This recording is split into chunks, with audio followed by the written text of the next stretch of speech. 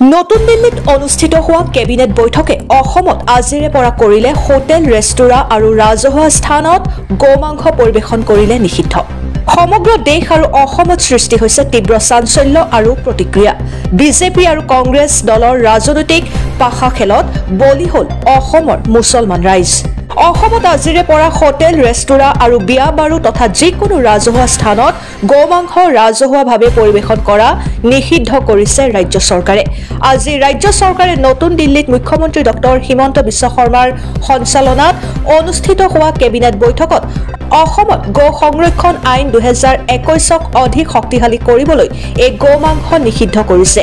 উল্লেখ্য যে যোৱা কিছুদিন ধৰি সামগুৰি সমষ্টিৰ নিৰ্বাচনক লৈ মুখ্যমন্ত্ৰী ডক্টৰ হিমন্ত বিশ্ব শৰ্মা আৰু বিৰোধী প্ৰদেশ কংগ্ৰেছ দলৰ সভাপতি ভূপেন বৰা সাংসদ ৰকিবুল হুছেইনৰ মাজত গোমাংসক লৈ এক বৃহৎ বিতৰ্ক চলি থকাৰ মাজতে আজি কেবিনেটে এই সিদ্ধান্ত আৰু প্ৰস্তাৱ গ্ৰহণ কৰাত সমগ্ৰ দেশজুৰি তীব্ৰ চাঞ্চল্য আৰু প্ৰতিক্ৰিয়াৰ সৃষ্টি কৰিছে।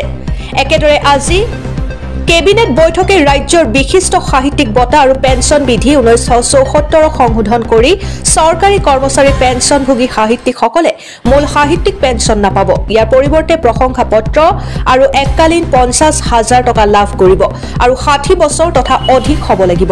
ইয়াৰ উপৰি লোকপ্ৰিয় গোপীনাথ বৰদলৈ আন্তঃৰাষ্ট্ৰীয় বিমানবন্দৰ প্ৰতিটো বৰ্ষত 13 নিযুতৰো অধিক যাত্ৰী পৰিচালনা ক্ষমতাৰ অৰ্থে সংহত টাৰ্মিনেলতো VIP জংচনৰ পৰা অধিক যাত্ৰী পৰিচালনা ক্ষমতাৰ আন্তঃগাঁথনি উন্নীতকৰণ কামৰ বাবে পূৰ্বৰ 358 কোটি টকাৰ পৰা বৃদ্ধি কৰি অতিৰিক্ত ধনৰাশি 116.20 কোটি টকা সংযুক্ত কৰি মুঠ 474.20 কোটি টকাৰ অনুমোদন দিয়ে।